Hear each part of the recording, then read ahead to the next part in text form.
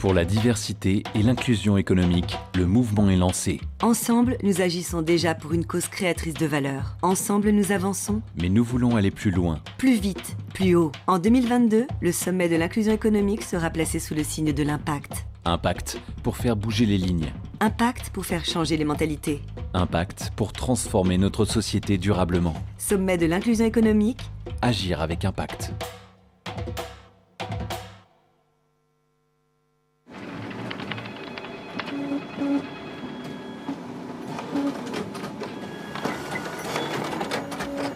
C'est quand même dommage d'embaucher toujours les mêmes profils quand on sait que l'inclusion est source de performance.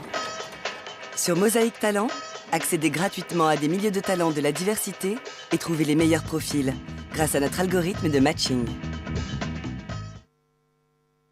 Pour Mohamed, Hawa, Jonathan, Céline et Sohan, décrocher un entretien d'embauche a toujours été compliqué.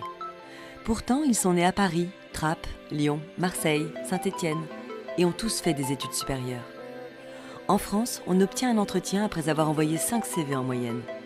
Il en faut 4 fois plus quand on s'appelle Nadia. Préjugés, idées préconçues, maladresse, discrimination. Nous avons décidé d'agir en créant Mosaïque RH, un cabinet de recrutement non-profit pour accompagner les entreprises. Puis un campus pour accompagner les talents et pour accélérer les mises en relation. Puis une plateforme de recrutement où l'on peut accéder gratuitement à des dizaines de milliers de profils qualifiés venant de toute la France. En 13 ans, notre groupe a collaboré avec plus de 2000 entreprises et permis près de 15 000 recrutements de jeunes diplômés et d'expérimentés issus de la diversité sociale, territoriale ou culturelle. Nous favorisons ainsi la rencontre avec les véritables pépites de demain, qui échappent au radar des canaux habituels. Nos actions génèrent un impact économique positif pour la collectivité en évitant des coûts estimés à plus de 10 000 € par talent sans emploi. Pour aller plus loin, pour provoquer un changement social à grande échelle, nous avons créé la Fondation Mosaïque, qui englobe l'ensemble de nos activités. La Fondation multiplie les programmes de rencontres développés au cœur des territoires, permettant de déconstruire les imaginaires discriminants et de faciliter l'action. Elle diffuse ensuite ses idées et les bonnes pratiques auprès d'autres organisations sur d'autres territoires et contribue ainsi à la mise en œuvre en France d'une politique de l'inclusion économique dynamique, efficace et performante, où chacun peut devenir un acteur du changement. Dès aujourd'hui, en rejoignant le mouvement, vous avez la possibilité d'accélérer le changement, de conduire la transformation des pratiques pour que 100% des entreprises pratiquent un recrutement inclusif et de libérer le potentiel de tous les talents qui aspirent à réussir leur vie professionnelle. Au sein de la Fondation Mosaïque, et comme vous d'ailleurs, nous pensons que Mohamed, Hawa, Jonathan, Céline ou Sohan ont plus que leur place dans votre entreprise, que la question de la diversité ne devrait pas se poser et qu'elle est au contraire source de richesse et de performance. Fondation Mosaïque, rejoignez le mouvement.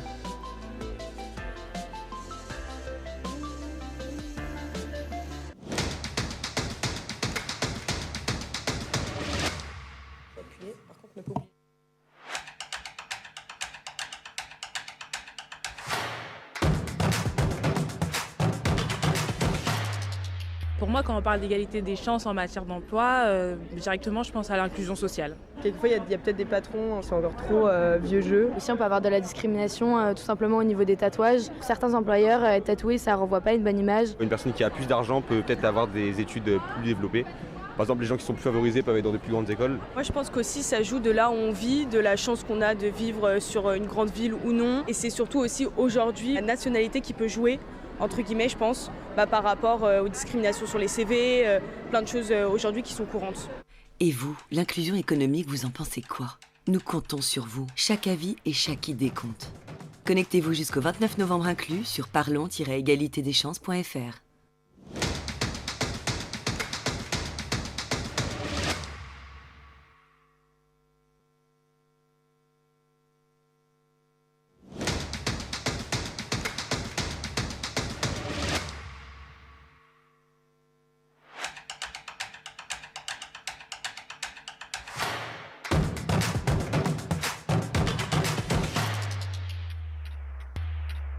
Comment c'est possible, honnêtement, aucune idée. Peut-être avec des formations. Avec une évolution des mœurs et des pensées des gens. Des recrutements beaucoup plus ouverts, des esprits d'employeurs beaucoup plus ouverts aussi. Peut-être avec un peu plus de diversité et plus de choix possibles. Les gens ont pu s'orienter vers tout style de carrière et du coup accepter la diversité dans chaque domaine. Par des formations beaucoup plus ouvertes, beaucoup plus accessibles. Je pense que ça commencera par la formation, puis par cette évolution d'esprit. Et vous, l'inclusion économique, vous en pensez quoi? Nous comptons sur vous. Chaque avis et chaque idée compte. Connectez-vous jusqu'au 29 novembre inclus sur parlons-égalitédeschances.fr.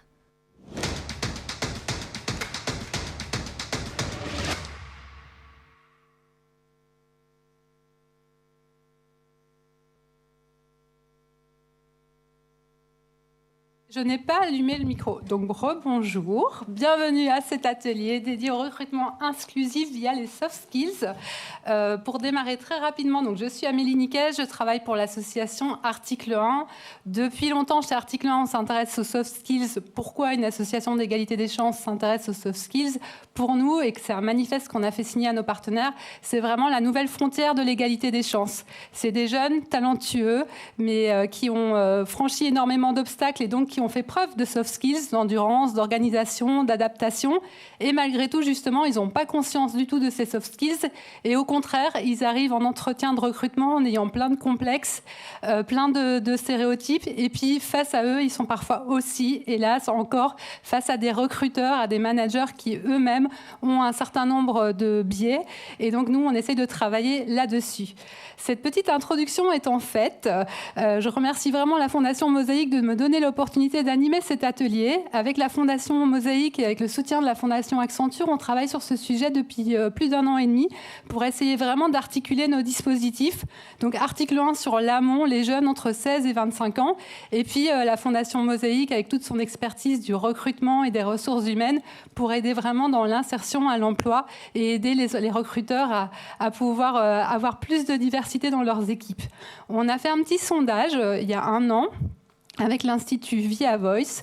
Je ne vais pas du tout avoir le temps de vous le décrire aujourd'hui, mais on a interviewé à la fois des managers et des recruteurs. Ce sondage, si ça vous intéresse, après l'atelier, vous pouvez aller le voir sur le site softskills-talent avec un s.com. Vous y trouverez tous les résultats.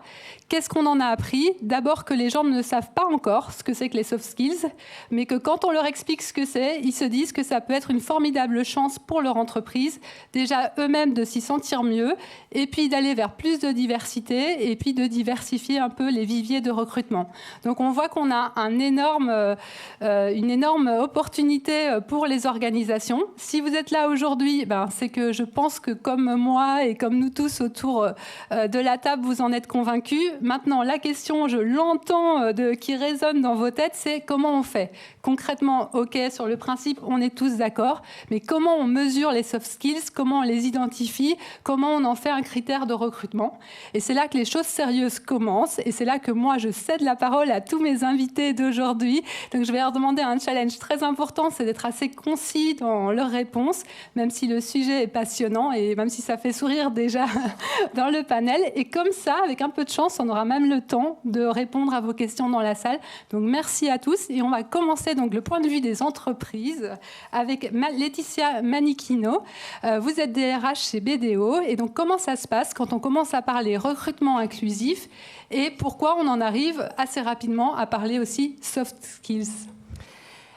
Tout d'abord, bonjour à tous. Sur la notion du recrutement inclusif et comprendre aujourd'hui pourquoi ça a été une question qui s'est posée au sein de BDO, c'est qu'il y a maintenant un petit peu moins de 2 ans, on est devenu entreprise à mission et ça consistait véritablement à intégrer comme raison d'être le fait d'intégrer des réalisations d'objectifs qui étaient vraiment tournés vers l'intérêt commun et qui avaient vraiment pour enjeu de pouvoir répondre et impacter sur la qualité de notre environnement, sur les enjeux tant sociétaux, environnementaux que sociaux.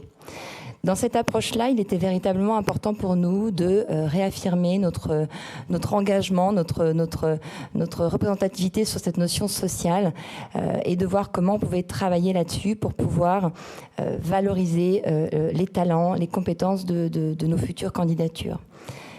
Pour vraiment concrétiser nos engagements et vraiment se tourner vers ces valeurs sociales qui étaient fortes pour nous, on a lancé un gros chantier qui consistait véritablement à refondre complètement notre process de recrutement à sortir un petit peu des orientations très traditionnelles, pour pouvoir tourner véritablement l'évaluation de nos candidats à travers leurs compétences, leurs valeurs cognitives, bien en avant du CV ou de toute autre forme d'évaluation qu'on pouvait avoir par rapport à ces profils-là.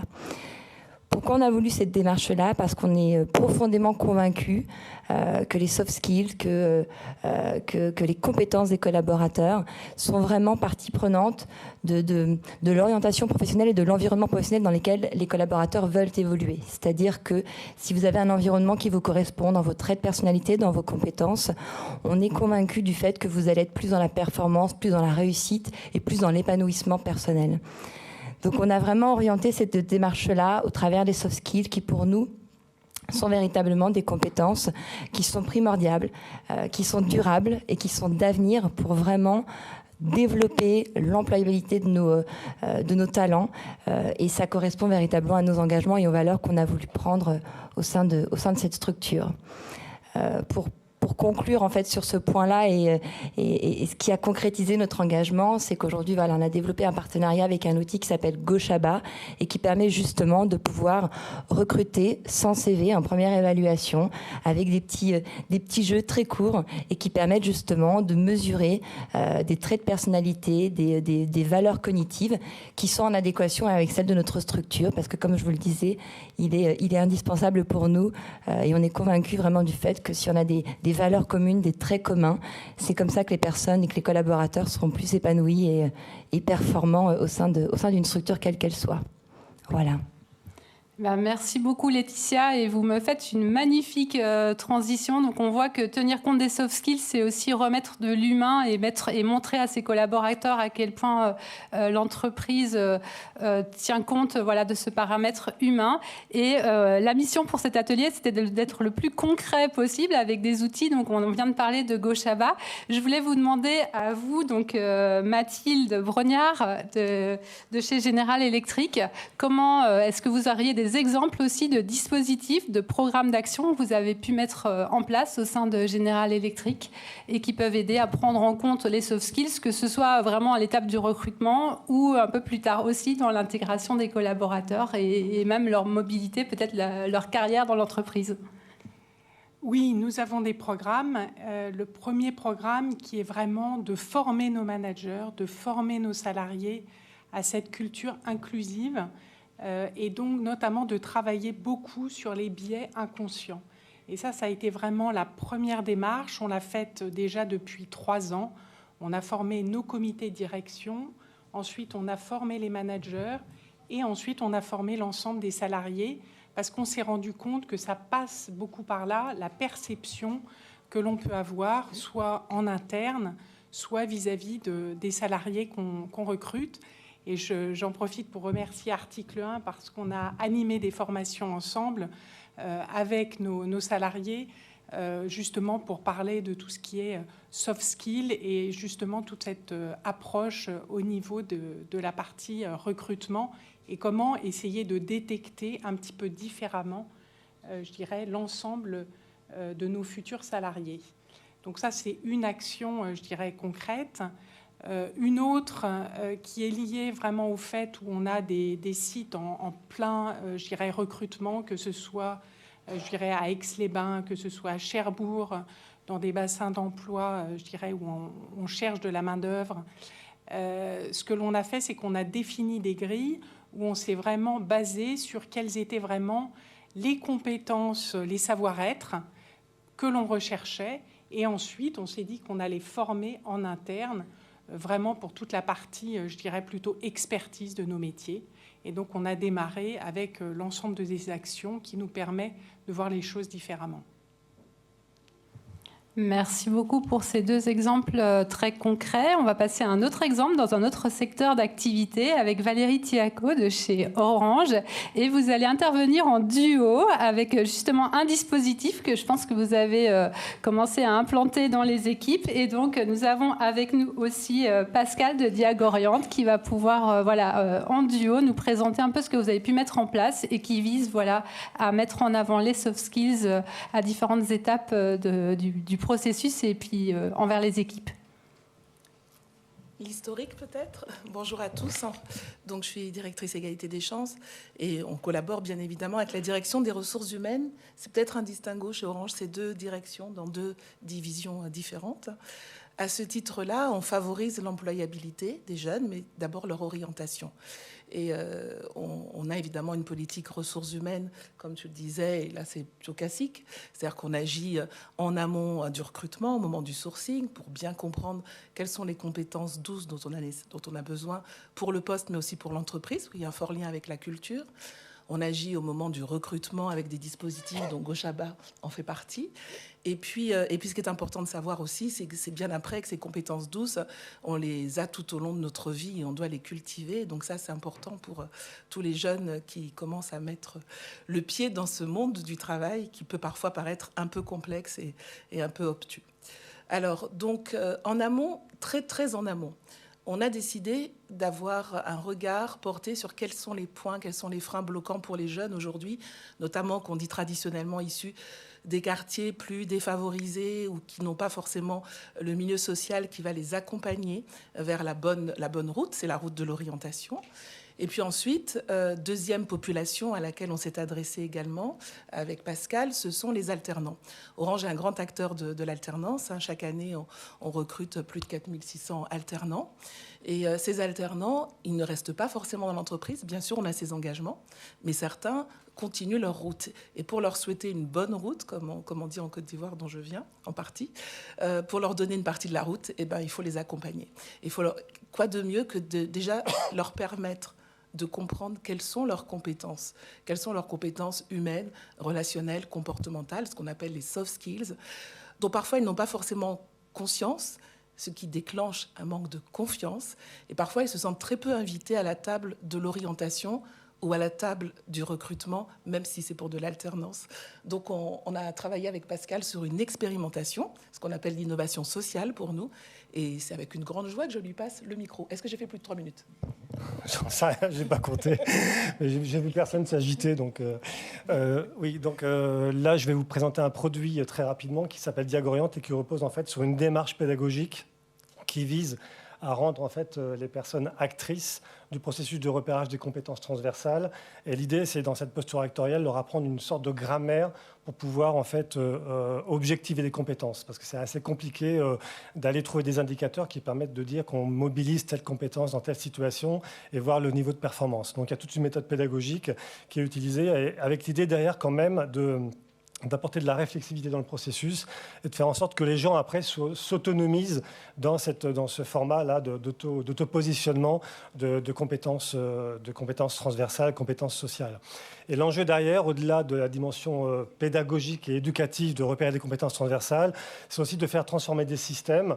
Là, c'est RH à Orange, mais par exemple dans le cadre de recrutement des alternants de Campus 2023 avec Pôle emploi, donc 1700 jeunes pour la Coupe du monde de rugby, on a fait un collectif. Et je dirais que si on veut être dans une démarche d'inclusion, il faut avoir cet effet en fait, collectif pour pouvoir changer les choses de l'intérieur, pour pouvoir recruter autrement. Donc à l'échelle nationale, avec des grands acteurs, on peut recruter sur un format compétences transversales, où là, par exemple, les jeunes alternants, ils sont partis de leurs expériences sportives, ils ne savaient pas comment en parler, et la grille de lecture qu'on leur propose leur permet d'avoir des mots pour verbaliser ces expériences en termes de compétences transversales.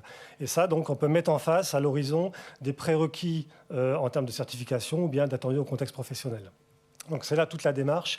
Et je pense que vraiment, si on parle d'inclusion, il faut parler en fait de transformation, et pas uniquement à l'échelle d'un produit, mais à l'échelle de plusieurs acteurs qui font corps. Merci beaucoup Pascal et Valérie. Et soft skills, gestion du temps coché, donc bravo. Donc on va donner la parole à un troisième acteur, parce qu'en fait des exemples, il y en a beaucoup. Et là, je vais donner la parole à monsieur Nicolas Pouchin, et pour nous parler de ce qui se passe à votre niveau chez Sanofi, donc une autre entreprise, et comment ce sujet des soft skills est-il abordé chez vous ? Merci, bonjour à toutes et tous. Bon, c'est sympa de passer après Orange parce qu'on est comme chez Orange assez fortement investi sur les jeunes, sur l'alternance, les stages. On est un petit peu moins quand même, nous on est à 2000-2002, donc vous êtes un peu meilleur que nous sur cette partie-là. Quoi qu'il arrive, sur ça, c'est important parce que l'année dernière, on était déjà intervenu sur le recrutement, notamment des jeunes issus des quartiers prioritaires de la ville. en expliquant avec la Fondation comment on avait réussi en tout cas à recruter plus de jeunes issus des quartiers prioritaires de la ville. Et puis on avait fini cette table ronde en évoquant cette idée qui était de dire, entre guillemets, c'est bien de recruter, il faut aller passer du recrutement en diversité à l'inclusion.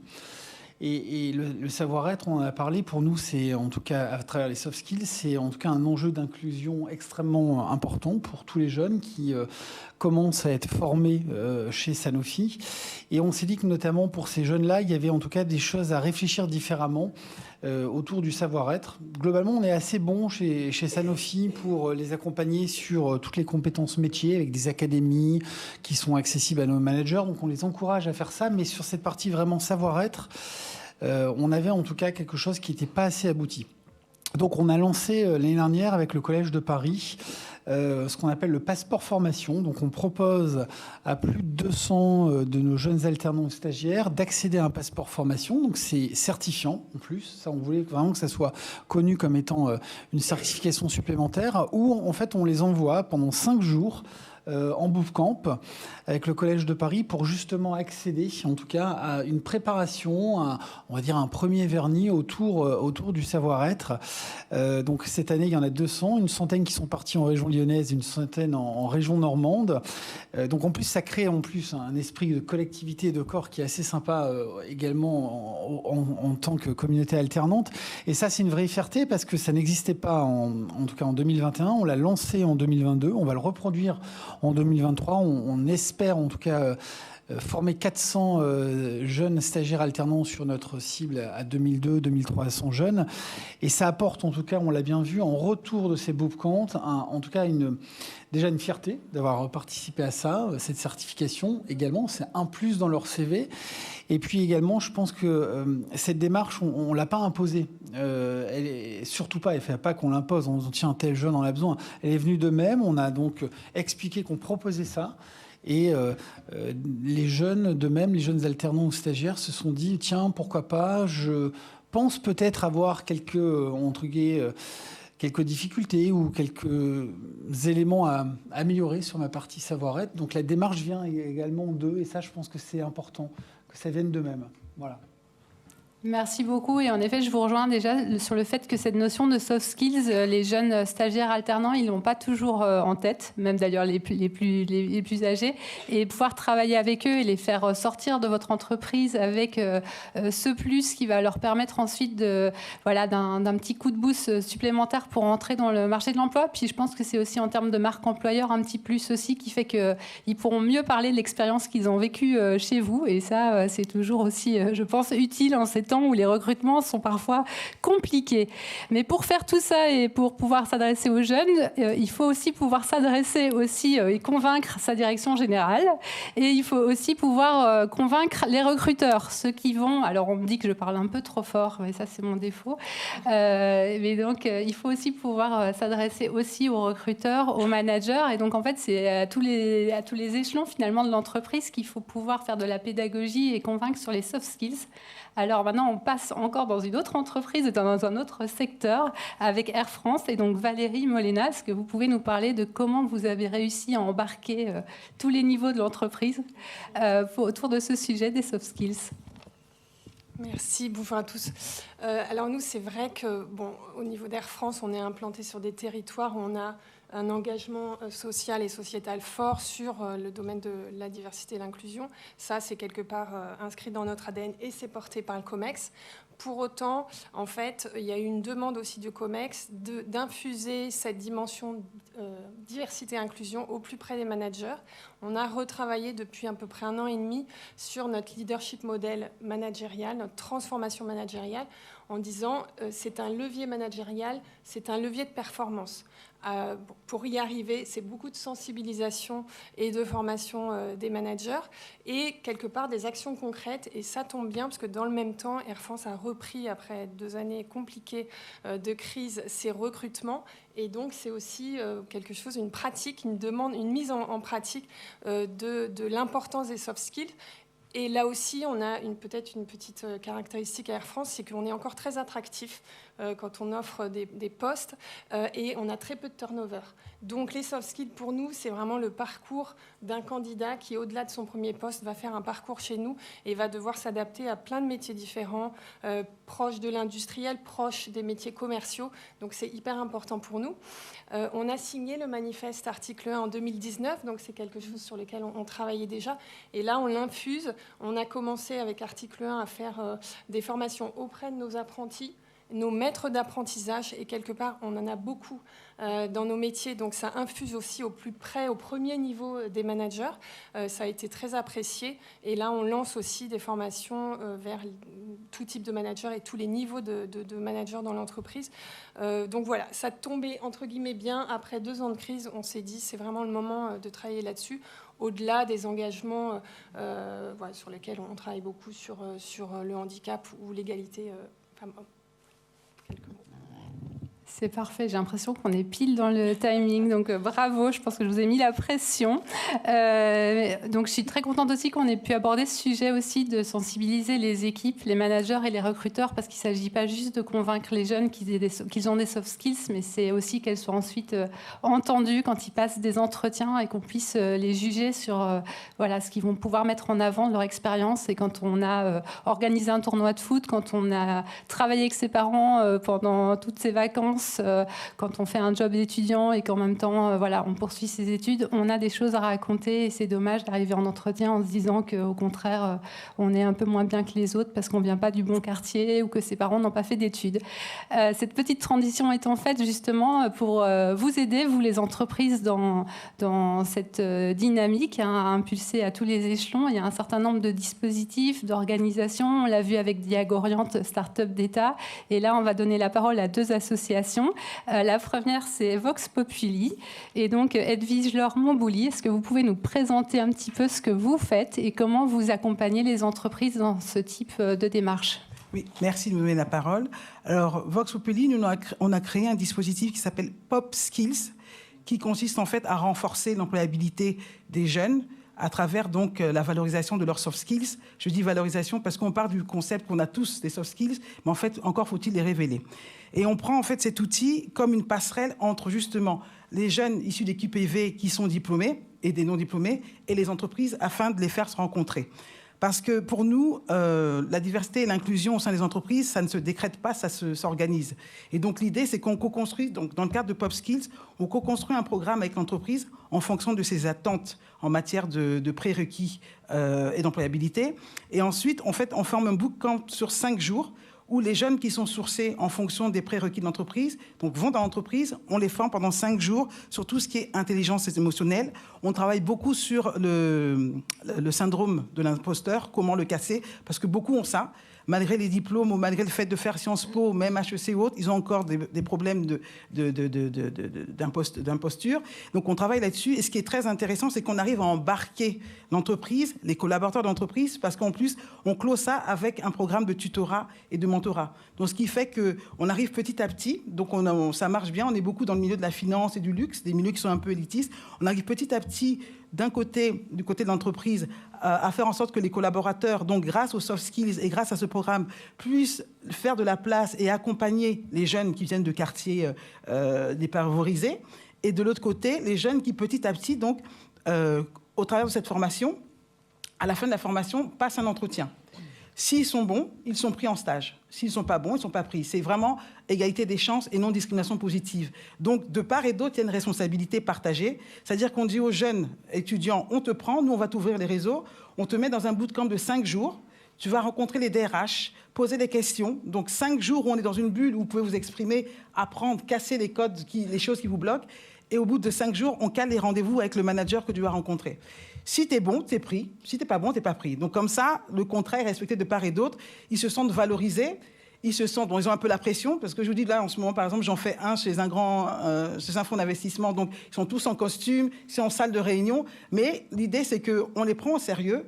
Et en plus, ce qui est touchant, je me suis rendu compte, c'est qu'en faisant ça avec les entreprises, on se rend compte effectivement que c'est pas simple non plus, même si on met les soft skills et qu'on parle de diversité et d'inclusion, c'est pas simple d'imbriquer ça et de les faire se matcher. Donc le fait de co-construire avec l'entreprise, en général, on arrive à des résultats formidables parce que ce soit les collaborateurs d'entreprise, ils se découvrent des savoir-être qu'ils n'avaient pas en termes de mentorat, de tutorat, et les étudiants qu'on accompagne, eux, des compétences et des qualités qui se révèlent au cours de cette formation. Donc pour nous, c'est vraiment une passerelle, et sachant qu'elle repose aussi sur c'est intuitu personae. Parce qu'en fait, nous, les fondateurs de Vox Populi, on vient des quartiers populaires, on a eu des très belles carrières, et on s'est rendu compte en fait que c'est grâce aux soft skills, les diplômes, mais on a plutôt été embauchés grâce à nos soft skills, et on a réussi à gravir les échelons grâce à certains soft skills. Donc c'est pour ça qu'on pense que on est content que les entreprises s'ouvrent à ça maintenant, mais comme on dit, ça ne se décrète pas, ça s'organise, et donc nous, on accompagne les entreprises pour le faire ensemble, et pour pouvoir en même temps glisser les valeurs des entreprises et que les jeunes s'en approprient pendant le bootcamp, et ça marche bien. Voilà. Merci, ça a l'air en effet hyper inspirant et hyper complet comme dispositif. Je ne doute pas que dans la salle, ça génère des idées ou des envies. Pop skills. Pop skills. Un autre dispositif, et ce sera le dernier avant de passer à vos questions-réponses. Donc si vous en avez, normalement, on devrait être bien dans le timing. J'ai laissé la parole à Sarah Barrault, qui est donc ma collègue chez Article 1, en charge du programme Job Ready. Et donc, Sarah, est-ce que tu peux nous en dire un peu plus sur ce programme et ce que fait l'association Article 1 avec ses partenaires? Oui, merci Amélie. Bonjour à chacune et chacun. Donc Job Ready est un programme qui a été créé il y a quelques années, basé sur 5 ans d'expertise en recherche et puis grâce à des partenaires en technologie. Qu'est-ce que fait Job Ready? On accompagne des jeunes, pour vous donner un ordre d'idée, 12 000 l'année dernière sur le territoire français, donc à travers de différents ateliers qu'on rencontre localement, là où sont basées nos antennes. Et puis on accompagne aussi nos entreprises, nos partenaires justement, dans toute cette dynamique de recrutement, de management inclusif. Et donc, comment est-ce qu'on fait concrètement avec nos partenaires? On a un peu 3 mots phares dans notre programme qui sont comment est-ce qu'on ancre, comment est-ce qu'on forme et comment est-ce qu'on outille nos partenaires. Et du coup, pour créer cette mise en relation et ce pont de connexion entre les jeunes et donc vous, les entreprises. Comment est-ce qu'on ancre via, donc Valérie en a parlé tout à l'heure, notre manifeste que nous avons créé aussi chez Article 1, qui est une manière pour l'entreprise de s'engager. Il y a aussi différentes conférences inspirantes où on peut venir auprès des salariés dans l'entreprise, parler de cette dimension de soft skills, d'inclusion et commencer du coup à ouvrir ce sujet parmi les collaborateurs. Ensuite, via des ateliers de formation qu'on propose aussi, qui vont être autant pour les stagiaires alternants, mais aussi pour les personnes qui vont recruter, qui vont accompagner ces jeunes donc à travers différents ateliers, puis un guide de recrutement inclusif qu'on a aussi créé. Et puis, vraiment ce désir d'outiller avec les différentes parties prenantes, comme le disait Valérie, que ce soit les plus jeunes qui intègrent, mais aussi les services RH, mais aussi les managers. Et comment est-ce qu'on dialogue aujourd'hui avec les différentes parties prenantes de l'entreprise pour répondre aux besoins. Et donc, moi, je souhaite vraiment que chez Job Ready, on ait à cœur d'écouter les jeunes, d'écouter leurs besoins, de les accompagner dans cette valorisation d'eux-mêmes, découverte de tout leur potentiel à mettre en avant lors de leur embauche, mais aussi comment est-ce qu'on accompagne les entreprises et nos partenaires dans ces dimensions-là et qu'on répond à leurs besoins de recrutement encore plus aujourd'hui qu'hier. Merci beaucoup. Merci Sarah et merci à tous les intervenants. On a fini ce premier tour de table et on est pile dans le timing, ce qui nous laisse quelques minutes pour répondre à vos questions. Et à mon avis, il va y en avoir parce qu'on a en effet abordé à toute vitesse plein de notions.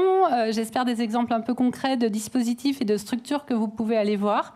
Et donc, est-ce qu'il y a des réactions dans la salle? Profitez-en, c'est le moment pour vous.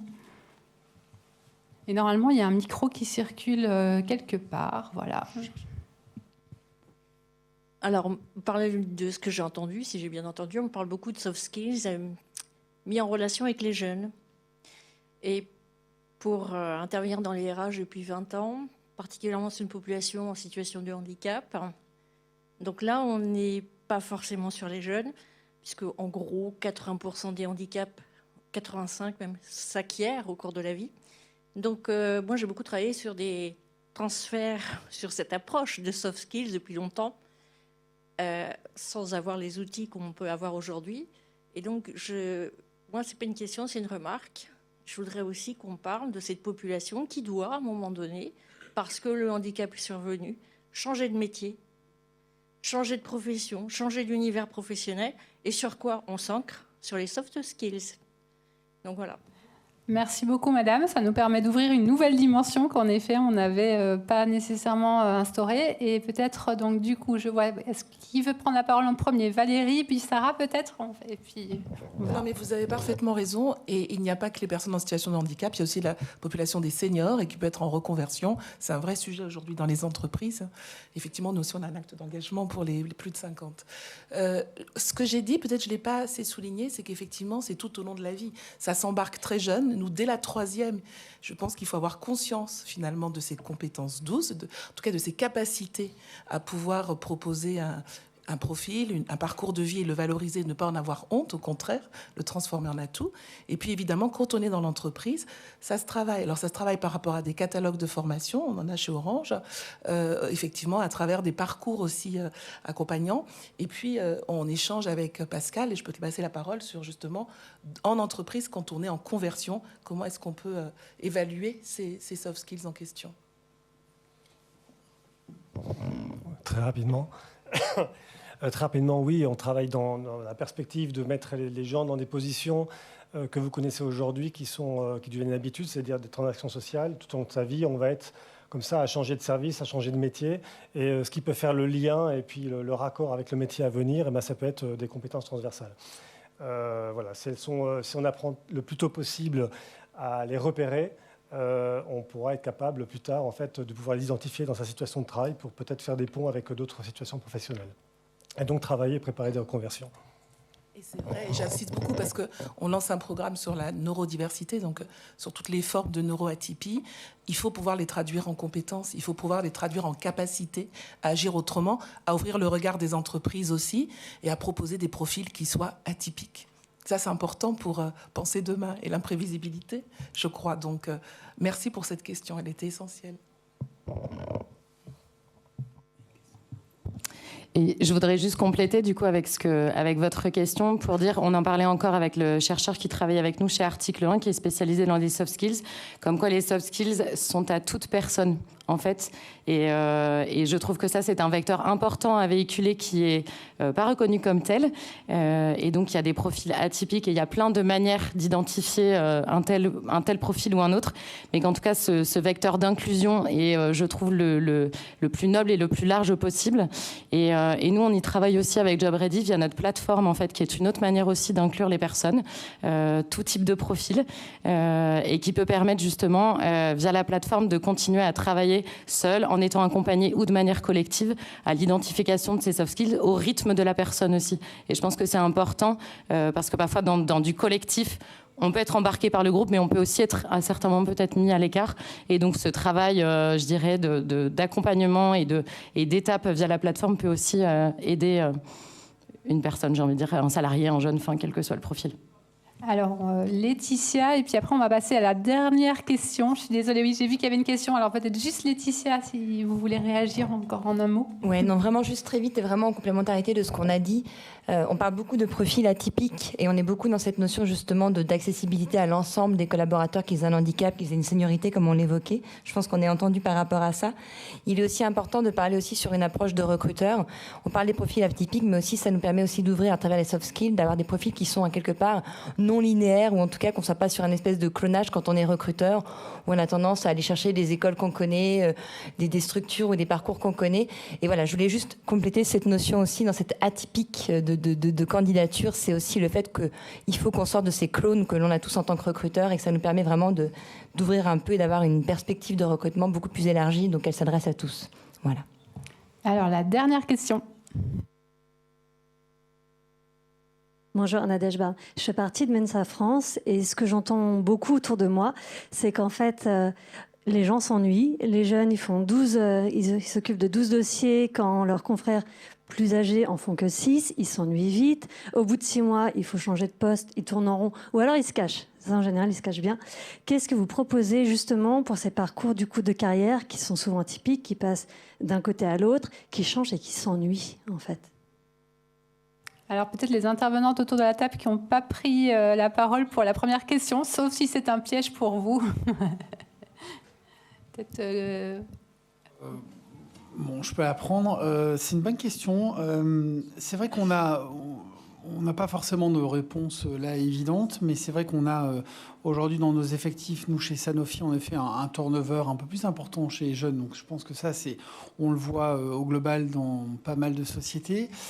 Je pense que ce qui va faire la différence, et là on doit faire la différence, on en a parlé à travers tous les témoignages, c'est déjà il n'y a pas qu'un parcours, il y a un parcours, une projection. En effet, dans le cas on peut les engager, mais je pense que la notion qu'on a évoquée de la mission de l'entreprise, l'engagement dans lequel elle se tourne, c'est aussi des choses sur lesquelles ils sont de plus en plus en attente, en tout cas d'engagement de la part de sociétés comme Sanofi. Donc nous, on travaille aussi cette chose-là avant de travailler également le plan de carrière. Il y en a, mais un plan de carrière, vous savez très bien qu'à partir du moment où vous pensez à un instant X, l'instant Y, il est déjà plus valable parce que le contexte a été déjà changé. Donc c'est pour ça que c'est toujours très compliqué. Moi, je crois plus dans la notion d'engagement, de mission, donc dans le why, de pourquoi justement la résonance de la société, dans lequel aujourd'hui toute la partie qu'on travaille avec la RSE, en dehors de ce qu'on peut faire en tant que bénévole, salarié, en mentorat, tutorat, apporte beaucoup plus de sens. Donc je pense que c'est une combinaison des deux, dans laquelle la seule réponse, à mon avis, n'est pas que le parcours et que la projection du parcours. Voilà. Bon, j'ai tenté. Voilà. Côté Air France et côté General Electric, peut-être pour vraiment en un mot pour terminer. Oui, alors la notion d'ennui, je serais contente si les gens venaient me voir en me disant qu'ils s'ennuient. Donc déjà, c'est pas quelque chose que nous, on entend souvent. Et je pense que ce qui est très important, c'est l'accompagnement. Il faut vraiment que les jeunes soient accompagnés dans leur activité, dans leur développement au quotidien. Et je pense qu'il y a beaucoup à faire, que ce soit pour les jeunes ou les moins jeunes, car on a besoin de comprendre où est-ce qu'on va aller, quelle est sa mission à court terme, à moyen terme, quel est son engagement, qu'est-ce qu'on peut faire aussi au-delà de la mission sur laquelle on vous a donné du travail. Et je pense que ça fait vraiment partie des choses sur lesquelles on doit continuer à travailler. Je pensais, en démarrant dans les ressources humaines il y a 20 ans, qu'aujourd'hui on serait très mature, et je me rends compte qu'il y a encore beaucoup à faire. Alors, juste, nous, on a vécu donc une période difficile et on avait nos salariés étaient en très fort taux d'activité partielle, et ça me fait penser que pour garder nos talents, et en tout cas les jeunes qui sont assez impatients et qui veulent toujours faire plus, on leur a permis de travailler en dehors de leur poste sur des projets. Et en fait, on se rend compte qu'il faut aussi décloisonner et donner envie aux jeunes de s'engager, soit au sein de l'entreprise, soit à l'extérieur de l'entreprise. Donc on a fait un peu les deux, parce qu'on a on a proposé une plateforme d'engagement citoyen où chacun d'entre nous peut aider une association, devenir mentor, s'orienter vers le développement durable, vers des actions sociales, tout ce qu'on veut. Donc ça a très bien marché. Il y a plus de 4000 salariés qui sont inscrits dans cette plateforme. C'est en dehors de son temps de travail. Et au sein de l'entreprise, au-delà de son poste, des projets transverses où les jeunes peuvent s'inscrire et travailler sur quelque chose qui n'est pas tout à fait lié à leur propre poste.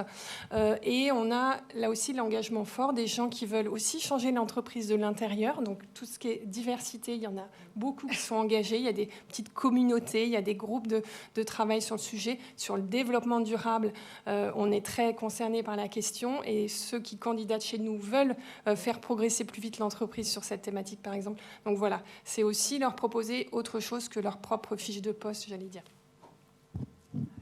Vas-y, pour le mot de la fin, alors à Vox Populi, vraiment en 30 secondes. Sinon juste pour dire, nous, on est une association, mais on travaille, on prend beaucoup d'alternants. Donc, certaines sont dans la salle. En fait, pour ne pas qu'elles s'ennuient, en général, on les embarque dans nos valeurs. C'est-à-dire que quand on les recrute, on explique nos missions. Et donc, déjà, l'idée, c'est de voir est-ce qu'elles adhèrent à ça. Et ensuite, l'idée, c'est qu'on co-construit avec elles exactement les programmes. Et elles sont responsabilisées aussitôt, parce qu'on n'a pas le choix, comme on est une association. En général, ça permet de les motiver, de les garder et de développer aussi un certain sens de responsabilité, parce que le but, c'est de dire qu'elles ont un poste, elles créent un poste, et qu'à la fin, si on arrive à avoir des budgets, on les recrute. Donc du coup, ça motive dès le départ, et puis en même temps, elles ont une attitude plus responsable et plus impliquée. Donc nous, il n'y a pas d'ennui, n'est-ce pas? Non? Ok. Merci. Ce sera le mot de la fin pour la jeunesse. Merci beaucoup à vous tous. Merci à nos intervenants qui ont bien assuré. Et continuez à aller voir. Vous voyez, il y a plein de choses qui existent. Donc, n'hésitez pas à aller voir les initiatives présentes autour de la table et puis toutes les autres qui existent, bien sûr, ailleurs. À bientôt.